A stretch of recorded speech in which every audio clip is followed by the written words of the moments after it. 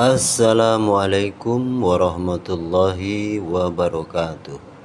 Salam sejahtera, salam damai, salam kebangkitan diri rohani.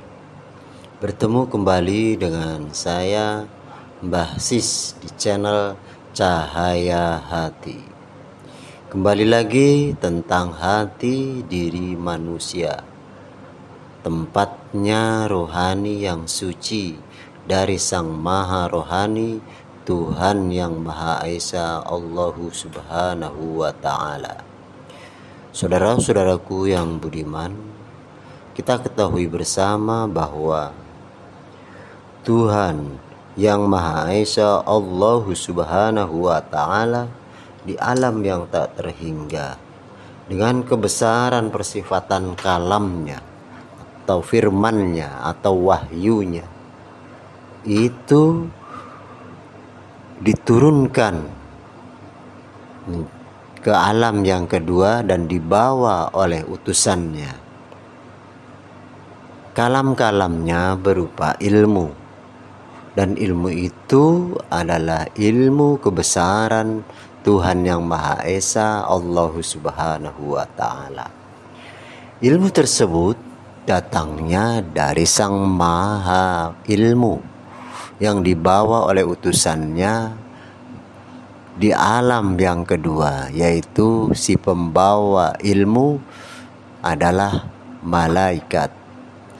Sejak zaman Nabi Adam, manusia pertama, ilmu Allah Subhanahu wa Ta'ala, Tuhan yang Maha Esa, itu dibawa oleh malaikat sebagai utusannya.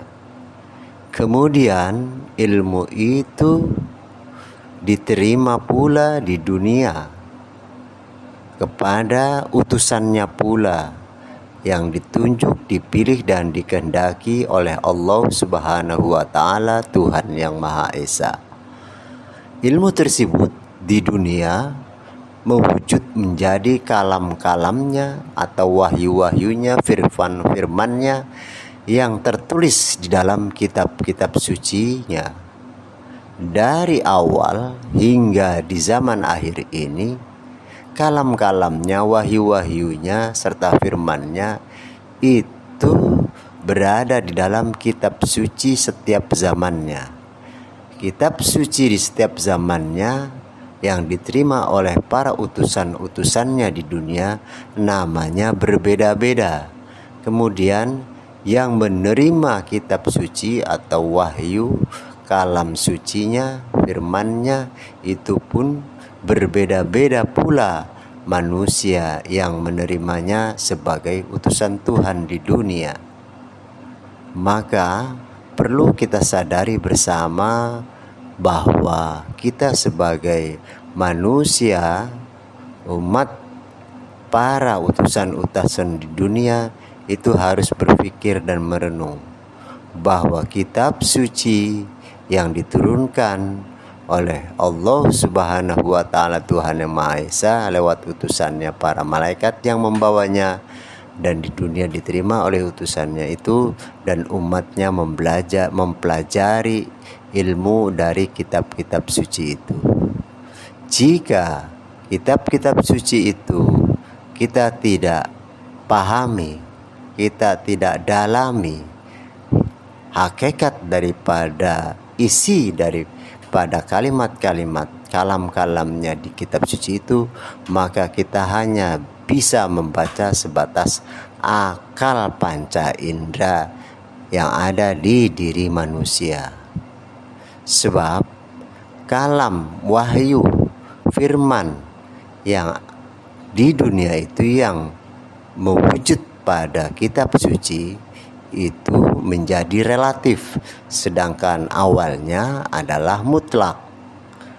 Nah, disinilah perlu petunjuk, perlu pembimbing yang memberikan pemahaman, pelajaran untuk membaca kitab-kitab suci yang di dalamnya ayat-ayat suci, firman-firman suci, wahyu-wahyu suci itu, agar kalimat-kalimat, bahasa-bahasa yang ada di kitab suci itu bisa kita pahami dan tanpa ada keraguan sedikit pun di dalamnya.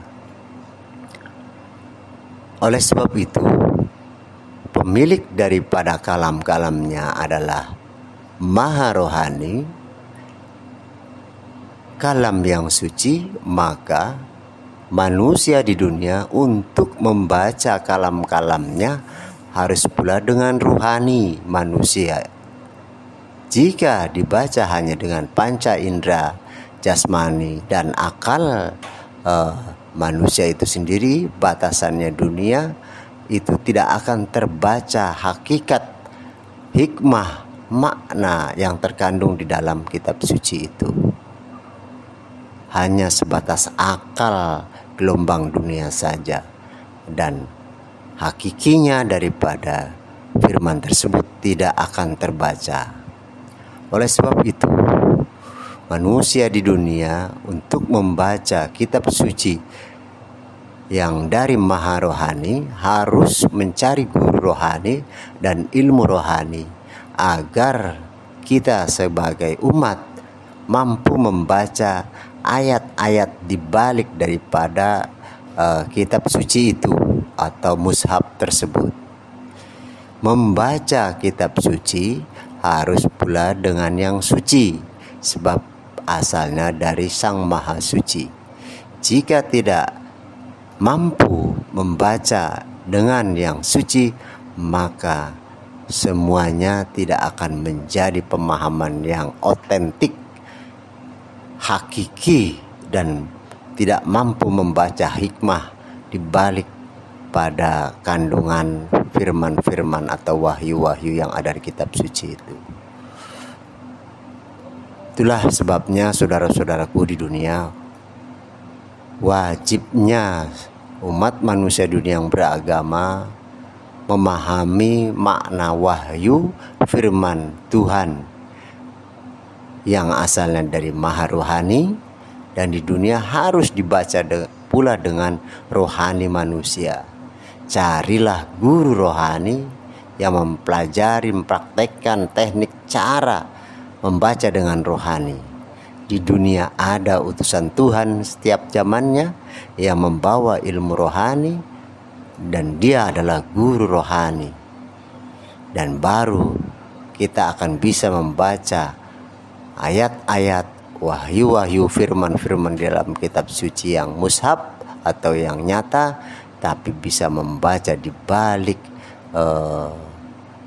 bacaan kitab-kitab suci itu di dalamnya, atau makna yang terkandung di dalamnya, makna hakikinya. Itulah informasi dari kami. Semoga menjadi pemahaman dan pelajaran serta petunjuk bagi umat-umat manusia di dunia. Jangan membaca hanya dengan akal logika jasmani saja, maka harus dengan membaca lewat rohani manusia. Demikian yang dapat kami sampaikan. Salam kebangkitan rohani pada diri manusia. Salam damai untuk semua umat manusia. Saya akhiri. Wassalamualaikum warahmatullahi wabarakatuh. Salam damai untuk seluruh umat manusia sedunia.